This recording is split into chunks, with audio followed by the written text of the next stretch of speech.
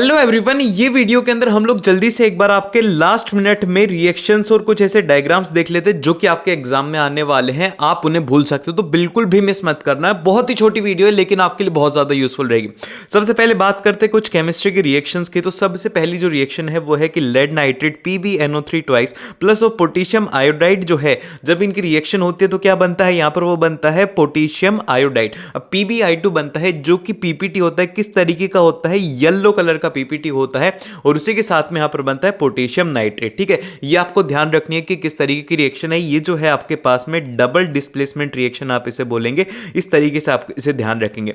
फिर उसके बाद में एक इंपॉर्टेंट रिएक्शन है जो कि बहुत बार एग्जाम के अंदर पूछी गई है, वो है कि क्विक लाइम जो कि कैल्शियम ऑक्साइड है प्लस ऑफ वाटर जब होता है तो उसके साथ में स्लिग्ड लाइम बनता है जो कि होता है कैल्शियम हाइड्रोक्साइड, और उसके साथ में हीट निकलती है। ये कैसी रिएक्शन है, ये है एक्सोथर्मिक रिएक्शन। ठीक है, फिर इसके बाद में थर्ड रिएक्शन है जो कि हमारे पास में लाइम वाटर की कैल्शियम हाइड्रोक्साइड है, उसके साथ में जब कार्बन डाइऑक्साइड उसमें से पास होती है तो वहां पर बनता है एक व्हाइट कलर का PPT जो कि होता है CaCO3, जिसको कि कहते हैं कैल्शियम कार्बोनेट, और इसको लाइमस्टोन भी कहा जाता है और इसे मार्बल भी कहते हैं। ठीक है, फिर उसके बाद में आती है नेक्स्ट रिएक्शन जिसमें कि हमें दिया गया है, ये यहां पर ध्यान से देखना क्योंकि इसके अंदर जो फेरस सल्फेट है उसके साथ में क्रिस्टल वाटर्स है, जैसे कि जो .7 ऑफ H2O लिखा हुआ है, ये क्या है, ये होते हैं क्रिस्टल वाटर्स। तो जब इनको हीट किया जाता है तो हीट करने से क्या होता है कि यहां पर बनती है हमारे पास में एक ऑक्साइड जो कि आयरन ऑक्साइड होती है, Fe2O3, ब्राउन इसका कलर होता है।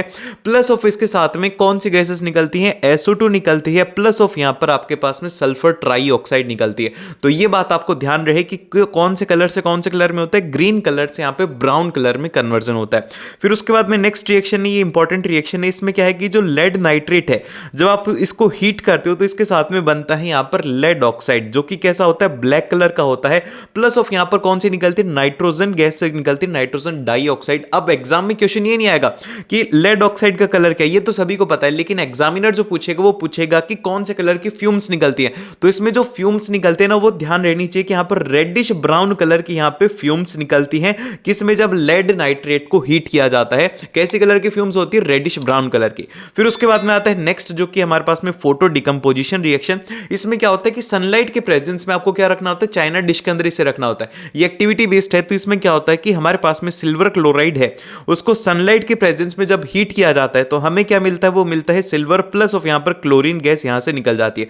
फिर इसी तरीके से यहां पर सिल्वर ब्रोमाइड को जब सनलाइट के प्रेजेंस में हीट करते हैं तो क्या होता है, सिल्वर होता है, लास्ट में ब्रोमाइड बचता है। अब ये जो है कहां पे यूज में ली जाती है, ये यूज में ली जाती है फोटोग्राफी में। ब्लैक एंड व्हाइट जो फोटोग्राफी होती है वहां पर इस फोटो डिकम्पोजिशन को यूज में लेते हैं। फिर उसके बाद में नेक्स्ट आती है डिस्प्लेसमेंट रिएक्शन। अब डिस्प्लेसमेंट रिएक्शन में क्या होता है कि एक जो मेटल है वो दूसरे मेटल को डिस्प्लेस करता है। जैसे कि अब यहां पर क्या है, यहां पर है आयरन, प्लस ऑफ यहां पर है कॉपर सल्फेट, जिसका कि कलर कैसा होता है, वो होता है ब्लू कलर का होता है। जब इन दोनों को डाला जाता है कुछ टाइम के लिए तो उसके बाद में क्या होता है कि जो आयरन है वो क्या करता है, कॉपर को हटा देता है, क्योंकि कॉपर क्या है, वो आयरन से वीक है। ये आपको पता होना चाहिए कि कौन स्ट्रांग है कौन वीक है। जब भी डिस्प्लेसमेंट रिएक्शन होगी तो यहां पर क्या होता है कि जो ब्लू कलर है वो किस में कन्वर्ट हो जाता है, ग्रीन कलर में हो जाता है, और लास्ट में लेफ्ट बचता है हमारे पास में सिर्फ और सिर्फ कॉपर।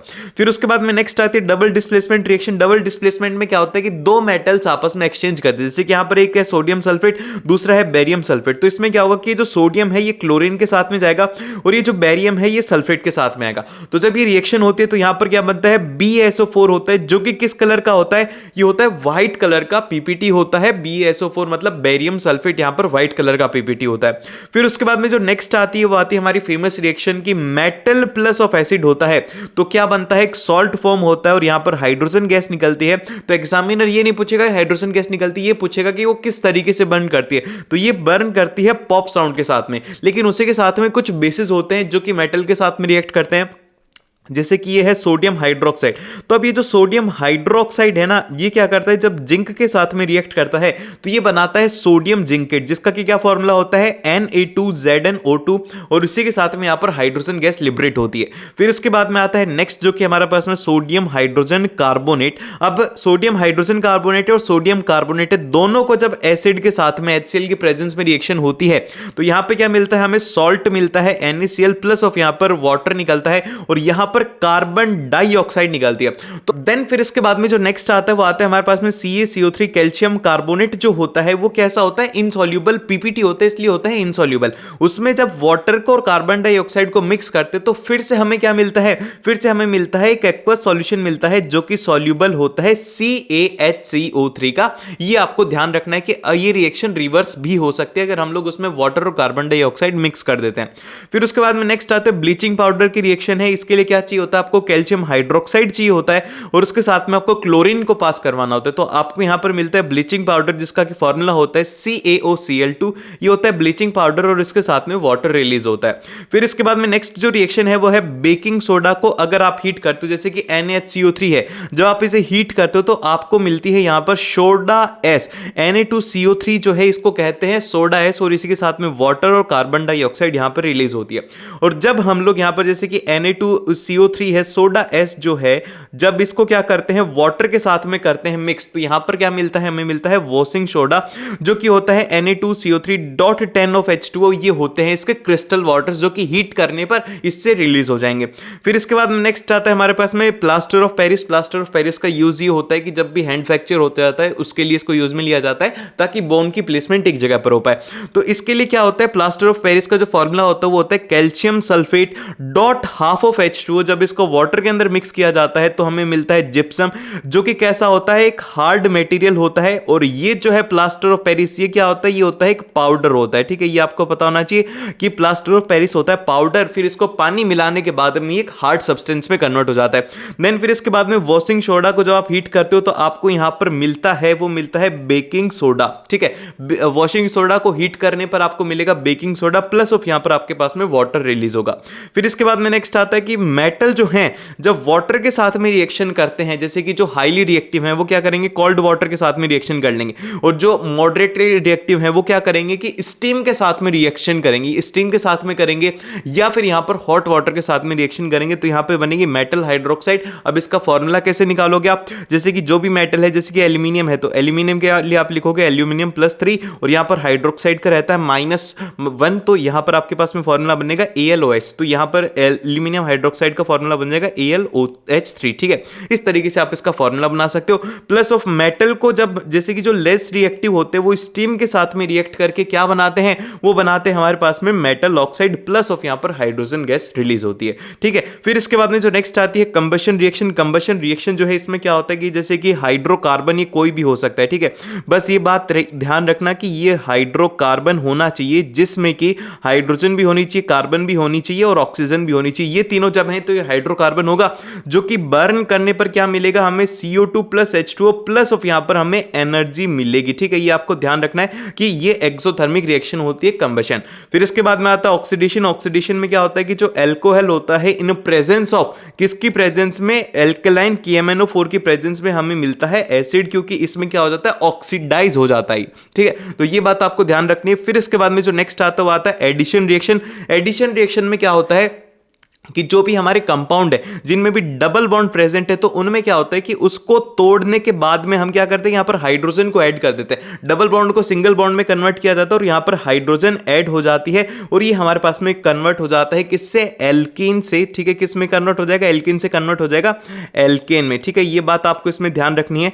फिर उसके बाद में जो नेक्स्ट आता है वो आता है एस्टेरिफिकेशन रिएक्शन। एस्टेरिफिकेशन रिएक्शन में क्या होता है कि एक होता है हमारे पास में एसिड जो कि रहेगा इथेनोइक एसिड प्लस ऑफ रहती है एल्कोहल। इन दोनों को जब हम लोग एसिड की प्रेजेंस में जब रखते हैं तो हमें मिलता है यहां पे एस्टर, और इसी प्रोसेस को जब हम लोग उल्टा कर देते हैं तो ये कौन सा होता है, ये होता है सपोनिफिकेशन रिएक्शन। ठीक है, ये आप लोग इस तरीके से ध्यान रखोगे। अब हम लोग कर लेते हैं एक बार डायग्राम। तो सबसे पहले जो आता है वो आता है हमारे पास में ओपन एंड क्लोज्ड स्टोमेटा जो पोर होता है उससे रिलेटेड है। तो इसमें सबसे पहले जो आपको ध्यान रखना है वो ध्यान रखना है कि गार्ड सेल की पोजिशनिंग क्या होती है। ये जो आपको दिख रहे हैं जैसे कि जो सेल हैं इस तरीके के, ये जो दो पार्ट दिख रहे हैं इनको कहा जाता है गार्ड सेल। अब इनका फंक्शन क्या होता है, एग्जाम के अंदर कभी भी ये नहीं आएगा कि आप ये बताओ, उसके अंदर फंक्शन भी पूछा जाता है कि जैसे कि गार्ड सेल के बारे में पूछ लेंगे तो क्वेश्चन में आएगा कि which part is responsible for the opening and closing of stomata. तो आपको उसमें मार्क करके दिखाना होगा गार्ड सेल। और एक बात ध्यान रखना कि डायग्राम जो है आप लोगों के किस तरीके के आते हैं, मार्किंग वाले डायग्राम आते हैं, आपको ड्रॉ करने के लिए नहीं आते। बस कुछ एक दो है जो कि मैं आपको बता दूंगा वो आते हैं, लेकिन मेनली क्या आते हैं कि आइडेंटिफाई करने वाले आते हैं। जैसे कि एसएसटी में आते हैं ना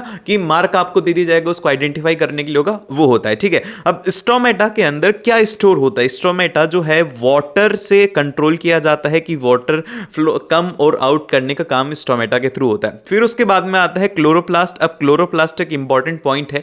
क्लोरोप्लास्ट का काम क्या होता है? देखो क्लोरोप्लास्ट जो है, एक तो ये बात ध्यान रखेंगे कि किस सरफेस के ऊपर रहेगा, ये आउटर सरफेस के ऊपर रहेगा। आउटर सरफेस के ऊपर रहने का मीनिंग ये है कि ये फोटोसिंथेसिस के लिए रिस्पॉन्सिबल है, तो फोटोसिंथेसिस के लिए लाइट चाहिए होती है, इसीलिए आउटर लेयर में क्लोरोप्लास्ट प्रेजेंट होता है। फिर उसी के साथ में फोटोसिंथेसिस में क्या काम होता है? ये जो कन्वर्ट करता है लाइट एनर्जी को किसमें? केमिकल एनर्जी में, ठीक है, ये इसका काम होता है। फिर उसी तरीके से यहां पर ये स्टोमेटा पोर है, जिसका की काम क्या होता है? स्टोमेटा जो पोर है इसका काम होता है कि जो भी गैसियस एक्सचेंज होते हैं उसके लिए होता है, ठीक है। आपको ये बात ध्यान रखनी है, गैसेस के एक्सचेंज के लिए स्टोमेटा खुलता है और बंद होता है। फिर उसके बाद में जो नेक्स्ट आता है वो आता है हमारे पास में एक इंपॉर्टेंट है, ह्यूमन एलिमेंट्री कैनाल है।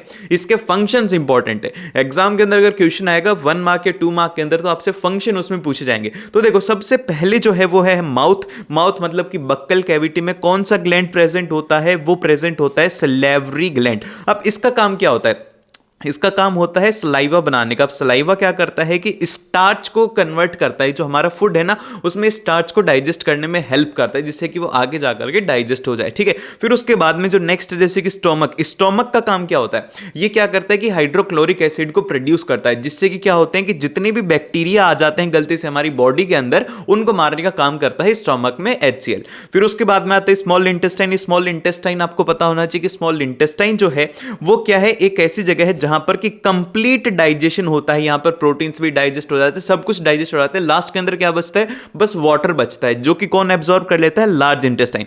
अब उसी के साथ में एक मेरा क्वेश्चन है कि हर्बीवोरस की जो स्मॉल इंटेस्टाइन है वो ज्यादा बड़ी होती है या फिर कार्निवोरस की? ये इंपॉर्टेंट क्वेश्चन है, 3 से 4 बार पूछा जा चुका है। तो जल्दी से आप लोग मुझे कमेंट करके बताइए कि हर्बीवोरस की ज्यादा बड़ी मतलब कि स्मॉल इंटेस्टाइन होती है या फिर कार्निवोरस की, ठीक है, क्योंकि एक इंपॉर्टेंट पॉइंट है। फिर उसके बाद में जो नेक्स्ट है वो है लीवर। लीवर का क्या काम होता है? लीवर करता है बाइल जूस को सीक्रेट करता है। फिर उसी के साथ में यहां पर पेनक्रियास जो है ना, इसमें 2 एलिमेंट्स मतलब कि आप बोल सकते हो कि 2 फ्लूइड्स यहां पर सीक्रेट किए जाते हैं। जैसे कि सबसे पहला जो है वो ट्राइप्सिन। ट्राइप्सिन किस काम में आता है? प्रोटीन्स को डाइजेस्ट करने में हेल्प करता है। जो लाइपलेज है वो फैट को डाइजेस्ट करने में हेल्प करता है। तो ऐसे क्वेश्चंस एमसीक्यू में भी आ सकते हैं, इसमें डायग्राम बेस्ड क्वेश्चंस भी आ सकते हैं, तो ये फंक्शन बेस्ड क्वेश्चन भी आ सकते हैं। सभी टाइप के क्वेश्चन यहां पर आ सकते हैं आपके एग्जाम में, ठीक है।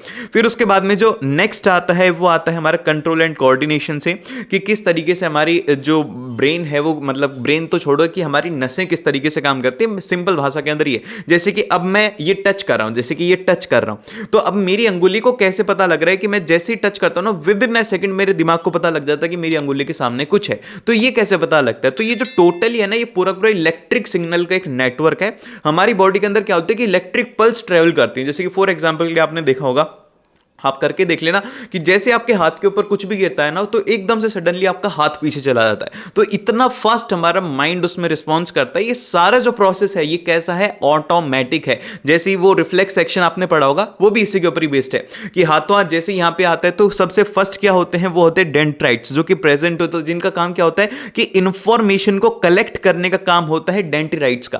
फिर उसके बाद में नेक्स्ट जो आता है वो आता है एक्सॉन। एक्सॉन का काम क्या होता है कि वो जो सिग्नल उन्होंने निकाला है, जैसे कि गर्म है, ठंडा है या फिर कुछ लगा है, तो ये सब इंफॉर्मेशन यहां पे डेंड्राइट से कलेक्ट होते हैं। फिर एक्सॉन जो होता है ये क्या करता है कि इसको इलेक्ट्रिकल पल्स के अंदर कन्वर्ट कर देता है। फिर इलेक्ट्रिकल पल्स से क्या होता है कि फास्टली इंफॉर्मेशन ट्रेवल कर पाती है। फिर उसके बाद में जो लास्ट में बचता है, इसके बचता है एक्सॉन टर्मिनल, या फिर आप लोग बोल सकते हो कि नर्व एंडिंग जो होती है, वहां पे क्या होता है कि ये जो इंपल्स है इसको केमिकल सिग्नल के अंदर कन्वर्ट किया जाता है। फिर ये ब्रेन के पास में जाता है, फिर ब्रेन से रिवर्स बैक होकर के आता है। फिर यहां पर इनको कमांड मिलती है कि क्या करना है। जैसे कि अगर हाथ गर्म हो रहा है तो सडनली हमारा दिमाग बोलेगा कि इसको हटा ले, तो ठीक है। ये सारा का सारा फंक्शन होता है हमारे ब्रेन का, और ये विद इन 1 सेकंड से भी कम टाइम के अंदर ही हो जाता है। ऐसा नहीं होता कि आपने रख रखा है भाई 5 सेकंड हो गए और ब्रेन सिग्नल भेज रहा है, फिर वो भाई इतनी देर में तो चल जाएगा। तो इसलिए जो हमारा ब्रेन है ना बहुत ही ज्यादा फास्ट वर्क करता है।